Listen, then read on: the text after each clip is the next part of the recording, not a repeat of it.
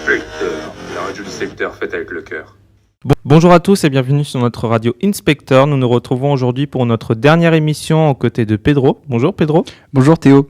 Aujourd'hui une émission un petit peu spéciale sur le thème de l'école inclusive avec des chroniques, débats, on a même l'intervention d'un coordonnateur Ulysse. C'est ça, tout à fait, donc un programme assez chargé.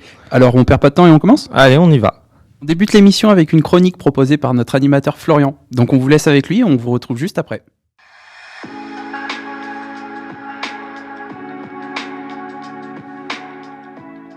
Bonjour à toutes et à tous et bienvenue dans notre chronique spéciale consacrée à l'école inclusive. Aujourd'hui, nous allons accueillir plusieurs invités. Jean Chorax, un spécialiste de l'éducation inclusive, Lola Marie, une enseignante, et Sonia Nolapi, une parent d'élève. Pour commencer, qu'est-ce que l'école inclusive ?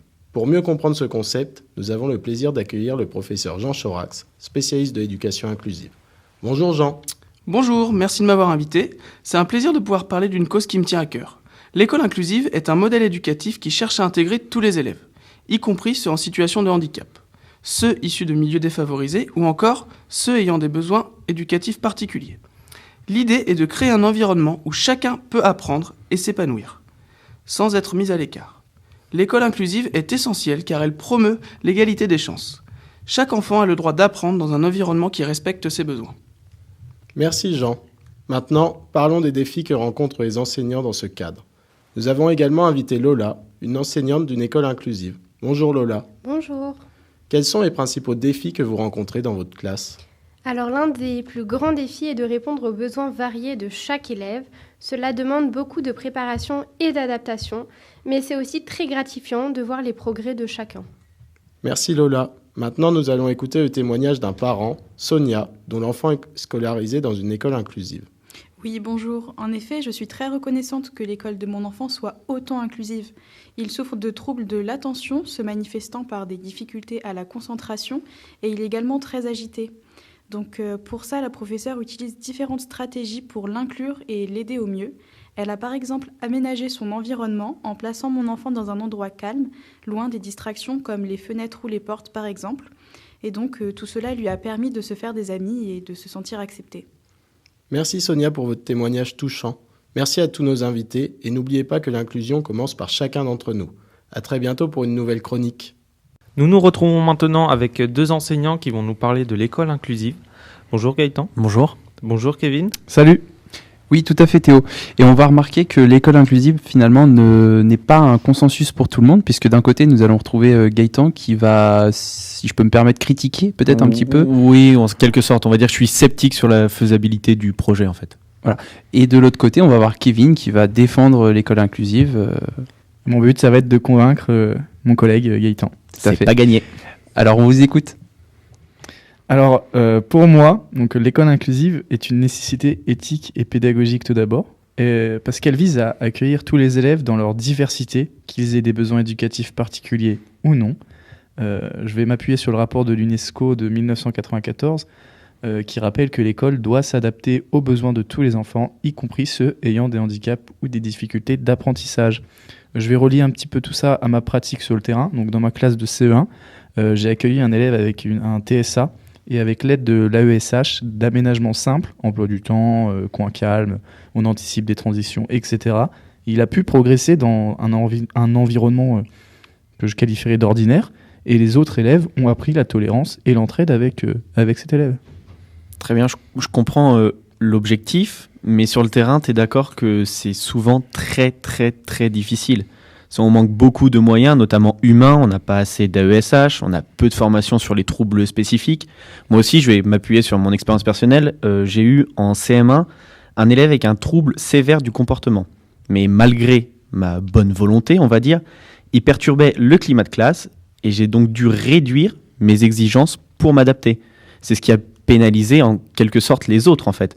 Comme le dit, je vais m'appuyer sur Charles Gardou, l'inclusion ne doit pas être un mot magique, mais une réalité pensée, accompagnée et partagée. Je pense qu'on a souvent confondu intégration, donc placée dans la classe, et inclusion véritable, adapter réellement le système. Alors là, justement, je vais rebondir sur ce que tu as dit. Justement, on ne peut pas réussir seul. Ça impose vraiment un travail d'équipe avec les différents réseaux d'aide, comme le RASED ou alors même les AESH. Il ne faut pas oublier le rôle des familles et parfois même des CMP. Il faut aussi changer notre regard, passer d'un modèle médical du handicap à un modèle interactionniste, comme le propose la loi de 2005, notamment avec prendre en compte les besoins particuliers dans un environnement ordinaire. La différenciation pédagogique, les ceintures de compétences, les plans de travail peuvent profiter à tous les élèves, pas seulement à ceux en situation de handicap. Ouais. On va dire que je suis d'accord sur l'objectif, mais on demande aux enseignants d'être experts en tout. Trouble 10, TSA, trouble attentionnel, sans formation suffisante. Ça fait quand même beaucoup. L'école inclusive, telle qu'elle est actuellement mise en œuvre, elle peut générer un épuisement professionnel. Je pense qu'on devrait plutôt renforcer les structures spécialisées et proposer des pôles ressources dans les établissements. Ça serait beaucoup plus simple. Je suis vraiment totalement d'accord avec ce que tu dis sur le besoin et la nécessité de formation. Ça, c'est un gros travail à effectuer avec l'éducation nationale. Mais par exemple, dans mon master MEF, on a beaucoup travaillé sur le modèle de co-construction de la réussite éducative et surtout dans des stages ULIS que j'ai pu effectuer lorsque j'étais encore étudiant. J'ai vu à quel point les élèves peuvent revenir dans le milieu ordinaire avec un temps d'inclusion réussi. Mais c'est vrai que ça nécessite quand même pas mal de travail, je suis d'accord avec toi. Mais il faut voir l'école inclusive non pas comme un problème, mais comme un moteur d'innovation, plutôt que j'appellerais d'innovation pédagogique. Ouais, je suis pas d'accord sur tout ce qu'il vient de dire. On a chacun notre opinion, je pense. Ça va être difficile de faire changer l'autre d'avis, mais j'ai quand même retenu quelques points importants dans ce qu'il a dit, dans ses termes. En tout cas, on vous remercie tous les deux. Merci à vous. Merci aussi pour vos témoignages et vos expériences personnelles. Avec plaisir. On va continuer la suite de l'émission et puis on va vous dire au revoir. Au revoir, à la Merci prochaine. beaucoup. Merci. Au revoir. On continue notre tour de classe et nous retrouvons maintenant Coralie et Marion qui sont allés interviewer une AESH dans une école de Châteauroux.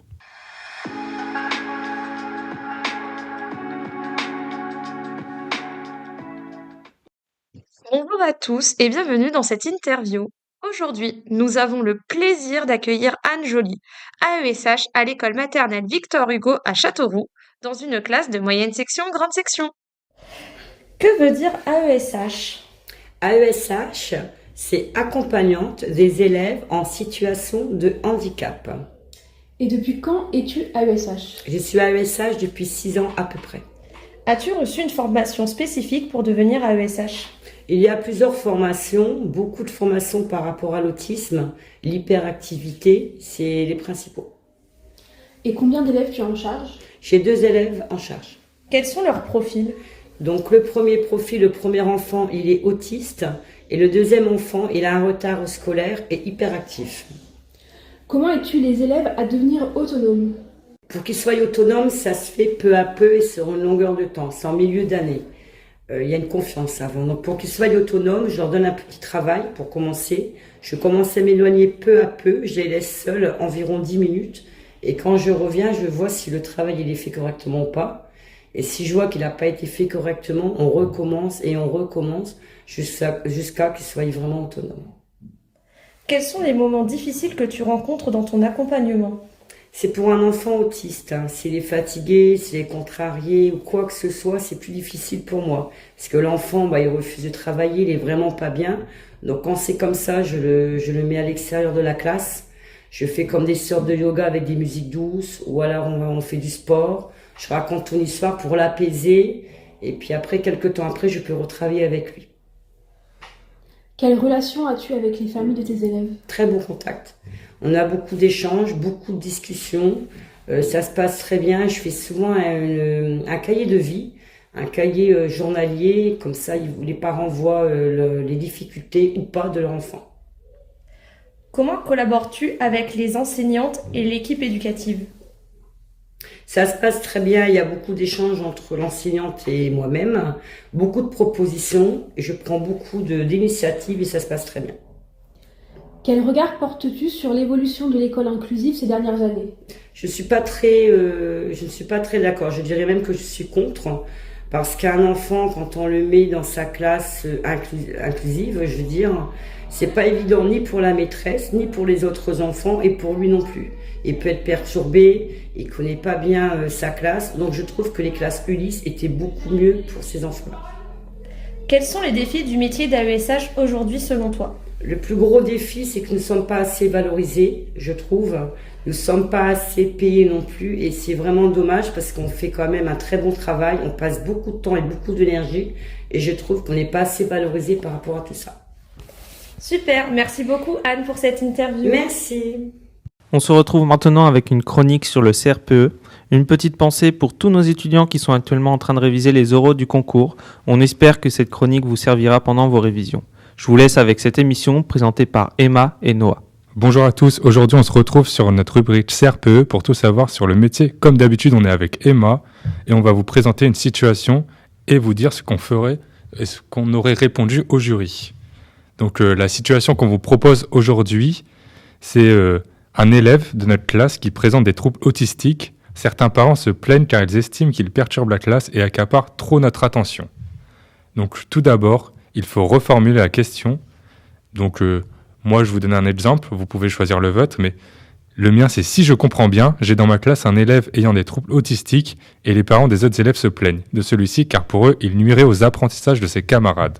Donc dans ce type de situation, il est essentiel de rappeler que l'inclusion scolaire des élèves en situation de handicap n'est pas un choix personnel ou pédagogique, mais un droit fondamental garanti par la loi. Depuis la loi 11 février 2005 pour l'égalité des droits et des chances, tout un élève en situation de handicap a le droit d'être scolarisé dans une école ordinaire, au plus près de son domicile. Et avec les aménagements nécessaires, ce principe est renforcé par le Code de l'éducation, notamment dans son article, je vais vous dire de mémoire, mais je crois L112-1, qui précise que l'école doit s'adapter aux besoins éducatifs de chaque élève. L'objectif est de permettre à tous les enfants d'apprendre ensemble, quelles que soient leurs différences. La loi pour une école de confiance en 2019 vient d'ailleurs réaffirmer ce principe d'inclusion et la norme. Face à la plainte des parents, il est important d'adopter une posture professionnelle empathique mais ferme. Je prends en compte leurs préoccupations, je les écoute, mais je leur rappelle que cet élève, bien qu'il présente des troubles autistiques, a toute sa place dans la classe. Comme tout enfant, il a le droit à une scolarité adaptée à ses besoins. Il ne s'agit pas de favoriser un élève au détriment des autres, mais bien de garantir l'équité, offrir à chacun ce dont il a besoin pour progresser. Il faut également rappeler que l'inclusion ne signifie pas que l'on baisse les exigences ou que l'on néglige les autres élèves. Au contraire, elle suppose une organisation rigoureuse et des pratiques pédagogiques différenciées pour que tous les élèves puissent apprendre dans un cadre structurant. La présence d'un élève avec autisme peut parfois apporter des défis, mais elle est aussi une richesse. Elle permet aux autres élèves de développer des compétences sociales, de la tolérance et de l'empathie. Autrement dit, elle contribue à former des citoyens ouverts et respectueux des différences. Pour anticiper ce type de réaction, j'utilise notamment la réunion de rentrée comme moment clé. J'y explique aux familles les principes de l'école inclusive, les dispositifs existants comme les PPS, les AESH, et j'insiste sur les valeurs de coopération, de respect et de solidarité que nous portons en tant qu'école publique. Cela permet notamment de préparer les esprits, de rassurer et de construire une relation de confiance avec les parents. Concrètement, dans la classe, je m'appuie sur les aides prévues par le projet personnalisé de scolarisation en lien avec la MDPH. Si un AESH est prévu pour cet enfant, je collabore étroitement avec lui. J'aménage les activités, je propose des supports visuels, des repères temporels et des outils de communication adaptés. Je mets aussi en place des routines et un environnement prévisible, ce qui est bénéfique non seulement pour l'élève concerné, mais souvent pour tout le groupe classe. En résumé, nous pouvons dire que l'inclusion n'est pas une option, c'est une obligation légale, un principe éthique et un levier pédagogique. En tant qu'enseignant, je suis garant du respect des droits de chaque élève, tout en veillant à l'équilibre du groupe classe. Il s'agit donc d'accueillir chacun avec ses besoins spécifiques et de faire de cette diversité une force pour tous. On vous remercie de nous avoir écoutés et on vous souhaite bon courage lors de vos examens. Merci à vous. Merci de nous avoir écoutés. Au revoir. Au revoir.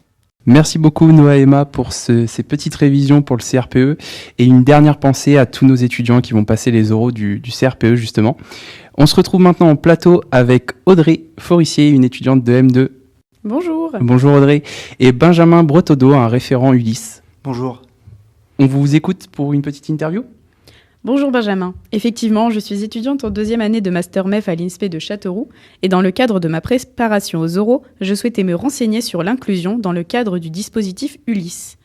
Première question, que veut dire le terme Ulysse ? Le terme Ulysse, ça veut dire unité localisée pour l'inclusion scolaire. Ça existe dans les écoles et dans les collèges et également dans les lycées.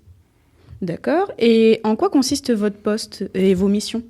Le poste, la nature exacte, c'est coordonnateur Ulysse. Ça veut dire que je m'occupe de coordonner les cours des élèves, à la fois sur les temps de regroupement quand ils sont en Ulysse avec moi et quand ils sont dans leur classe d'inclusion, qui est en fait leur classe à laquelle ils appartiennent.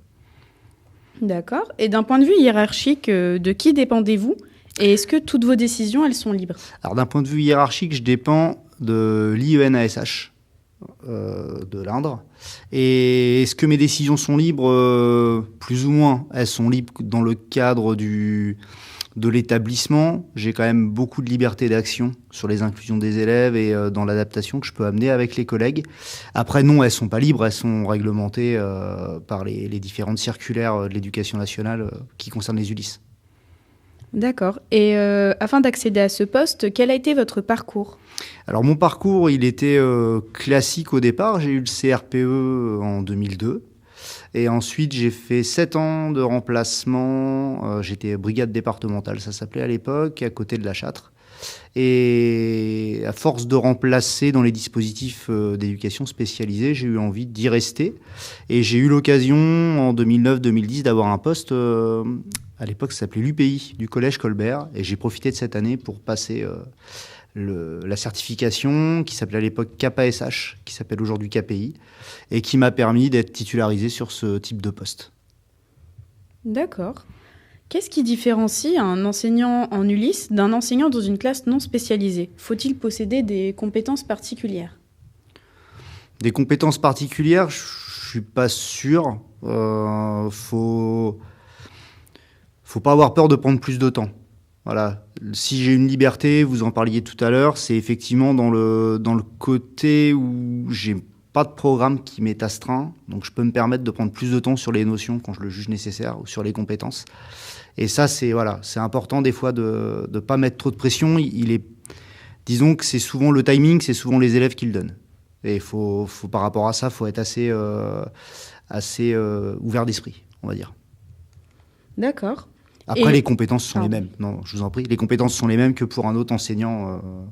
C'est ni plus simple, ni plus compliqué. Donc ce sont plus des qualités de patience et de prise de temps avec chaque élève ? Oui, c'est ça. On est face à un public, des élèves à besoins éducatifs particuliers. Donc, ils ont tous leurs particularités par définition, des troubles plus ou moins associés. Donc il faut savoir les prendre en compte et être dans l'adaptation. Après, le nombre d'élèves qu'on gère nous permet aussi d'être dans cette adaptation. Donc voilà, faut être tout le temps un peu sur le qui-vive pour adapter ce qu'on fait par rapport à leurs besoins. D'accord. Vous me parliez d'élèves à besoins particuliers, d'un nombre limite. Qu'est-ce qu'il en est des caractéristiques d'élèves, des profils d'élèves que vous êtes amenés à rencontrer ?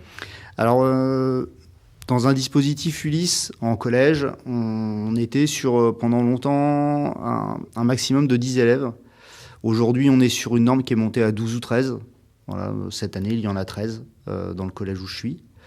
Voilà, ils ont l'âge d'élèves scolarisés en collège, donc de 12 à 16 ans à peu près. Leur niveau, ils peuvent varier, donc effectivement, ils sont scolarisés en 6e, 5e, 4e ou 3e. Après, ça ne reflète pas la réalité de leur niveau scolaire réel, où on peut être d'un niveau de début de cycle 2 à fin de cycle 3, début de cycle 4 pour certains. Voilà. Mais ça fait quand même un grand écart des fois. Et surtout, le profil fait que c'est souvent très disharmonique. On n'est pas sur des élèves qui vont avoir... qui vont être homogènes dans leurs compétences. Ils peuvent avoir des compétences, effectivement, sur des domaines scientifiques d'élèves de classe ordinaire, et dans d'autres domaines, être beaucoup plus dans la difficulté. Voilà. Et vice-versa. D'accord. Et est-ce qu'il y a d'ailleurs toutes les disciplines qui sont concernées par l'inclusion ? Oui. Aujourd'hui, oui. On est vraiment sur des profils d'élèves qui peuvent être inclus dans toutes les disciplines. Alors le plus rare reste, je ne vais pas le cacher, les disciplines scientifiques. Mais aujourd'hui, j'ai des élèves qui sont inclus en maths ou en sciences physiques. En SVT, voilà, c'est pas le plus courant, c'est pas la majorité, mais en tout cas aujourd'hui, que ce soit les langues vivantes, etc., toutes les disciplines sont concernées. D'accord. Et comment vous gérez le fait d'avoir 4 niveaux différents ? Alors on le gère, déjà c'est un gros travail d'équipe avec les collègues du collège. Faut savoir qu'on échange beaucoup, on adapte beaucoup les cours. Beaucoup les évaluations aussi. Moi, je reprends beaucoup sur les temps en Ulysse les cours qu'ils font dans leur temps d'inclusion. Et j'ai une AESH qui est avec moi l'année et qui accompagne les élèves aussi en cours. Alors, elle ne peut pas tous les accompagner en même temps, bien sûr. Mais en tout cas, ça permet un suivi qui est plus efficace. Et elle aussi prend parfois les élèves quand on est sur le temps de regroupement. Elle prend 2-3 élèves pour avancer sur un cours, sur une évaluation ou reprendre quelques notions. D'accord. Donc vous parliez d'AESH. Êtes-vous amené à travailler avec d'autres professionnels et quels sont leurs rôles ? Alors des professionnels, oui, déjà il y a les collègues du collège qui sont les premiers et c'est important d'avoir quand même des relations qui soient, j'ai envie de dire bonnes, mais qui soient vraiment professionnelles dans le sens où tout le monde doit être là pour le bien des élèves. C'est mon cas dans le collège où je travaille, où ça se passe vraiment très très bien. Et après, d'autres professionnels, oui, parce qu'on est sur des élèves ce qu'on appelle un PPS, et donc c'est quelque chose d'assez large, le projet personnalisé de scolarisation, et qui ne concerne pas que l'éducation nationale. Donc c'est des élèves qui peuvent être amenés à avoir des soins à côté, des soins médicaux, des soins avec des partenaires sociaux.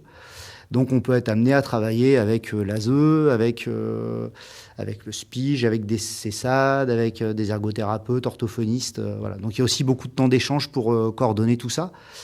Ces temps de soins, ils peuvent être sur temps scolaire ou pas forcément. Voilà. Mais il faut quand même avoir un échange avec eux pour savoir comment l'élève évolue. D'accord. Et que leur proposez-vous concrètement en plus de l'accompagnement sur leur discipline de cours ? Dans les temps de regroupement, la majorité de ce que je fais, c'est on va dire, du renforcement des compétences en français et en mathématiques, ce qui est souvent le plus délicat pour les élèves de l'ULIS. Et aujourd'hui, c'est aussi beaucoup en partie la reprise des compétences qu'ils travaillent pendant les inclusions. Voilà. C'est en gros, la majorité, c'est quand même ça. D'accord. Et en fonction de quels critères, les élèves sont-ils inclus dans des classes ? Alors, il y en a plusieurs. Bon, le premier, c'est une question de, on va dire, je ne vais pas dire de besoin, mais de bénéfice, de ce que ça peut leur amener. J'écoute aussi leurs envies. C'est-à-dire que voilà, si vraiment il y a une discipline que moi je trouve intéressante pour un ou une élève et qu'il ou elle me dit bon bah là non ça se passe pas bien, j'ai plus envie, j'y arrive plus, je sais l'écouter aussi ou des fois insister un petit peu. On va dire que c'est un dosage entre leurs envies et leurs besoins. Voilà. D'accord. Comment assurez-vous la continuité des apprentissages, par exemple lorsqu'un élève a manqué un cours ? Alors, c'est pas toujours facile, mais on a l'avantage de regrouper. Alors, ce qu'on fait, c'est que les élèves, dès qu'on le peut, par exemple, des élèves de 6e qui vont être trois élèves du lycée, on va les inscrire dans la même classe de 6e. Donc, ça permet d'avoir déjà le suivi des cours plus facilement. Et en fait, on fait rattraper, comme on le ferait un élève ordinaire. Voilà, s'il manque un cours, on essaye de faire rattraper au plus vite. En expliquant, alors le collègue nous donne généralement le cours et puis on le récupère avec lui en prenant le temps d'expliquer au mieux. Voilà, en règle générale, ça se passe comme ça. D'accord. Et en soi, qu'est-ce que leur apporte l'inclusion en classe ? L'inclusion, elle a plusieurs rôles. Elle a évidemment le rôle des compétences scolaires, qui évidemment est très, très important. Ça leur permet également d'assurer la suite de leur parcours scolaire, parce que le but, c'est qu'ils sortent du collège le mieux armés possible et qu'ils aillent vers une formation qui leur convient le mieux possible aussi. Donc ça va être des compétences scolaires, bien sûr, mais c'est pour beaucoup aussi et surtout des compétences sociales, de vivre ensemble et d'être dans un groupe qui est finalement un groupe ordinaire où ils sont, pour le collège où je travaille, entre 25 et 29 par classe. Donc ça entraîne une vie de groupe qui est importante. Et ces relations sociales-là, il faut aussi apprendre à les gérer, on va dire. Donc il y a aussi tout ce côté-là, effectivement. Le côté compétences sociales est aussi très, très important. D'accord. Et quels conseils donneriez-vous à des futurs professionnels de l'éducation pour maintenir un climat d'inclusion et de respect de tous ? Je dirais qu'il ne faut pas hésiter à prendre le temps, même si effectivement ça paraît toujours un peu, je sais pas comment dire, un petit peu paradoxal avec la société dans laquelle on vit, où il faut toujours aller vite. Là, pour ces élèves-là, il ne faut pas forcément aller vite. Et prendre le temps de voir ce dont ils ont besoin et puis aussi ne pas hésiter à expliquer. Ça, je l'ai remarqué au fur et à mesure des années. Quand un élève est inclus dans sa classe, inscrit dans sa classe, si des élèves se posent des questions sur le pourquoi du comment, il ne faut pas hésiter à répondre, alors de manière professionnelle bien sûr, mais il ne faut pas hésiter à expliquer aussi quand un élève a une AESH effectivement ou des difficultés, ne pas hésiter à en parler et à dire pourquoi. Et souvent, on parlait tout à l'heure de compétences sociales, les autres élèves se montrent particulièrement bienveillants, bien plus qu'on pourrait le croire de prime abord. Mais pour ça, effectivement, il faut prendre le temps aussi d'expliquer les choses. Bien. Eh bien, je vous remercie d'avoir fait part à cette préparation d'oral et maintenant, je pense qu'on est calé sur le sujet. Merci à vous. Merci à vous deux pour cette interview très enrichissante et on vous libère et on vous souhaite une bonne fin de journée. Merci. Et on va maintenant écouter Laura qui va nous proposer un poème sur l'école inclusive.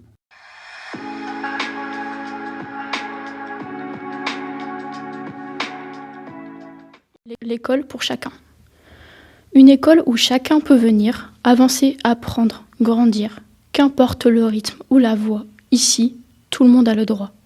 Des mots, des signes, des regards, des chemins parfois un peu bizarres, mais tous mènent à la même lumière, un savoir qu'on partage, une terre. Une rampe, un temps, un soutien, un espace où tout le monde va bien. Pas besoin d'être identique pour s'aimer, juste besoin d'être écouté. L'école, c'est un jardin ouvert où chaque graine pousse à sa manière, et dans les différences qu'on unit, c'est l'humanité qui grandit.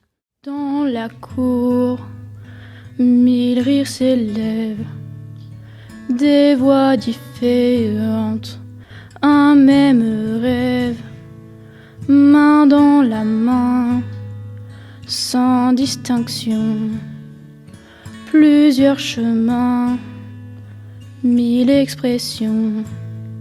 Les langages se croisent sans frontières, langue des signes ou silence clair, un regard, un geste, un sourire doux.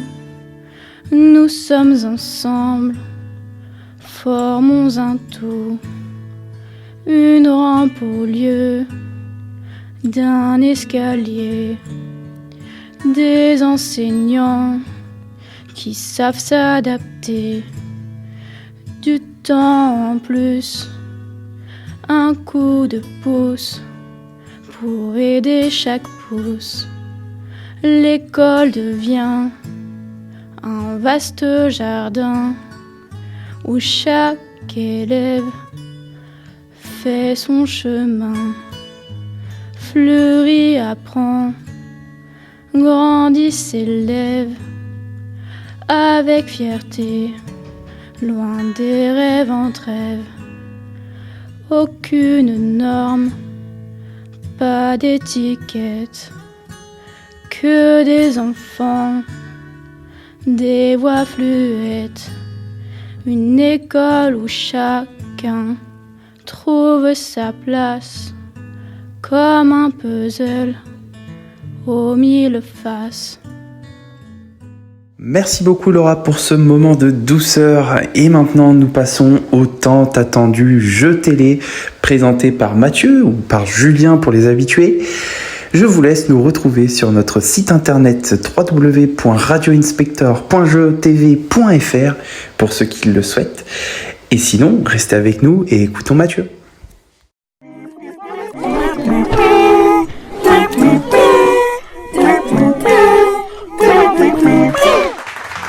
Mesdames, messieurs, bienvenue dans Question pour un Inclusionneur.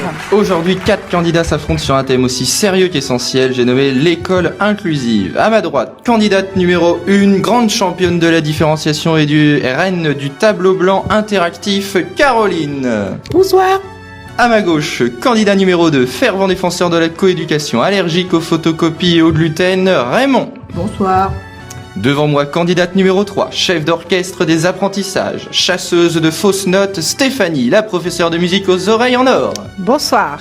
Et derrière moi, le candidat numéro 4, gardien des dates clés et des anecdotes croustillantes sur Napoléon, Jean-Louis, professeur d'histoire et maître incontesté du rétroprojecteur et des cartes murales. Bonsoir les enfants.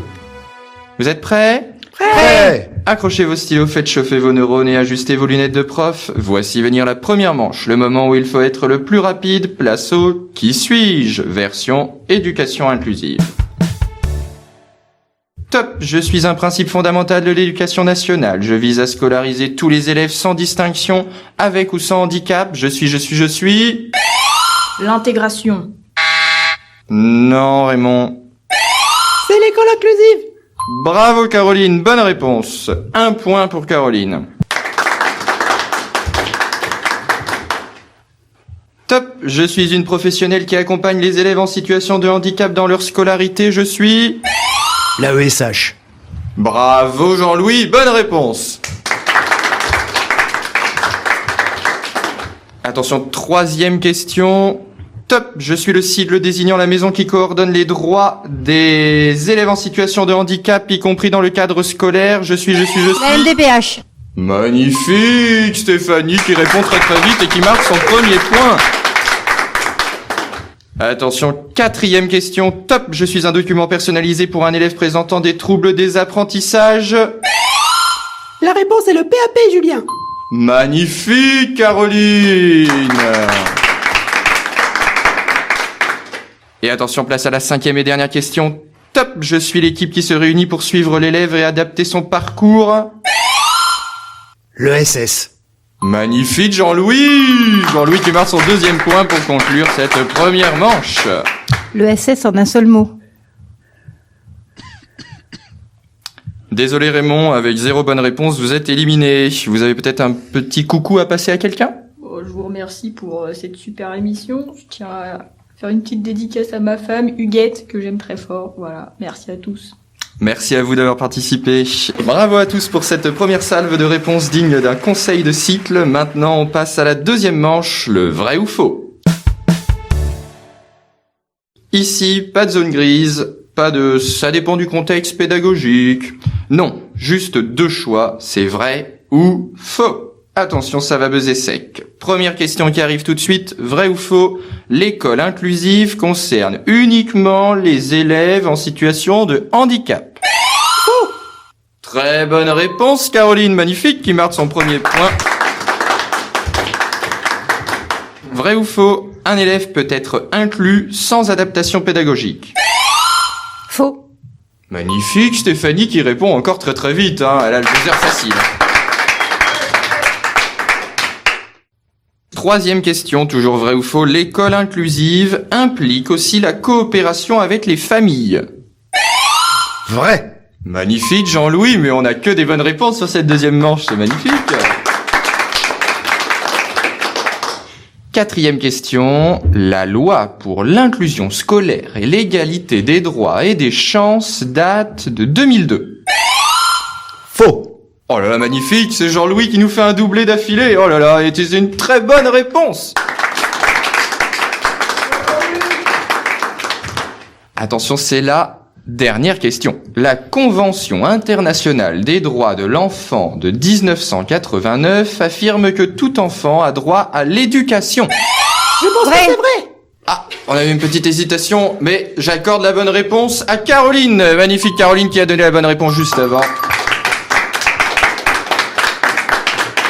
Et malheureusement, on dit au revoir à Stéphanie qui n'a marqué qu'un seul point sur cette deuxième manche. Peut-être un petit coucou aussi à passer à quelqu'un? Non, j'annonce juste un concert le 16 mai, vendredi 16 mai, attendu. C'est le concert des profs de Rolina, donc venez nombreux. C'est pour une association qui s'appelle Magnolia 36, contre la lutte contre le cancer. Eh ben, on y sera tous, il n'y a pas de souci. Merci beaucoup, en tout cas Stéphanie, d'avoir participé à cette émission. Et oui, on peut l'applaudir bien fort, merci tout le monde. Et maintenant, chers téléspectateurs, c'est à vous de jouer. Pour tenter de gagner un fabuleux voyage à Guéret, en Creuse. Oui, Guéret, la ville où même les vaches prennent leur temps. Répondez à cette question. Dans quel département se situe la commune de Guéret? Réponse A, le Rhône. Réponse B, la Creuse.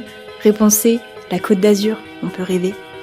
Envoyez votre réponse A, B ou C au 3615 CRPE pour tenter votre chance. Tirage au sort parmi les bonnes réponses. Modalité de remboursement sur inclusion-gouv.fr.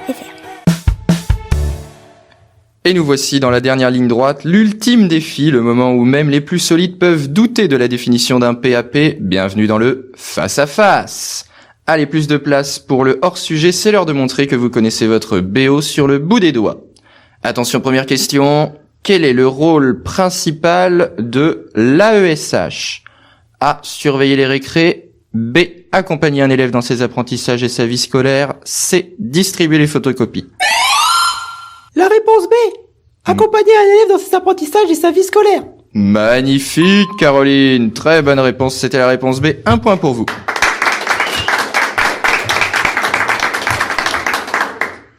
Attention, deuxième question. L'école inclusive vise A. Exclure les élèves trop en difficulté. B. À différencier l'enseignement pour que chacun puisse progresser. C. À faire plaisir à l'inspecteur. B. Magnifique, et la réponse à différencier l'enseignement. Très bien Jean-Louis, je sais que vous allez le dire. Pour que chacun puisse progresser. Magnifique, 1 point pour Jean-Louis.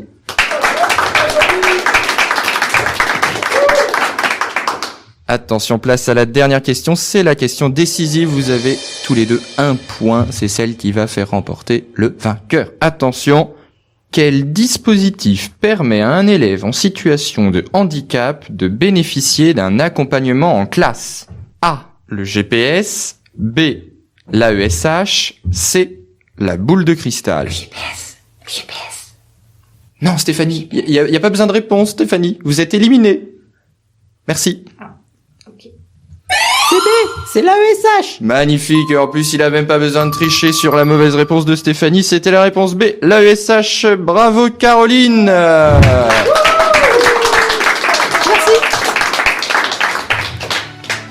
Bravo Caroline pour cette victoire et bravo à tous nos candidats. Caroline, vous remportez notre respect éternel et un bon pour une formation sur l'école inclusive qui est obligatoire bien sûr. À bientôt dans Question pour un Inclusionneur. Et surtout que l'école soit avec vous.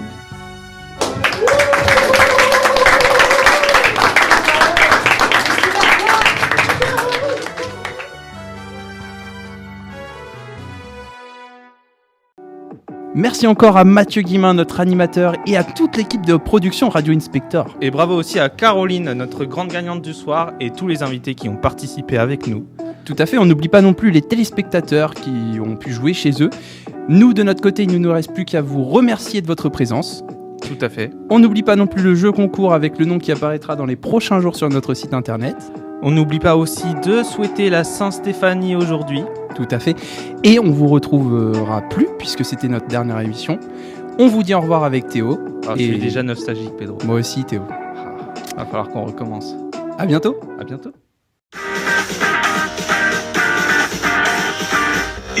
Inspecteur, la radio du secteur faite avec le cœur.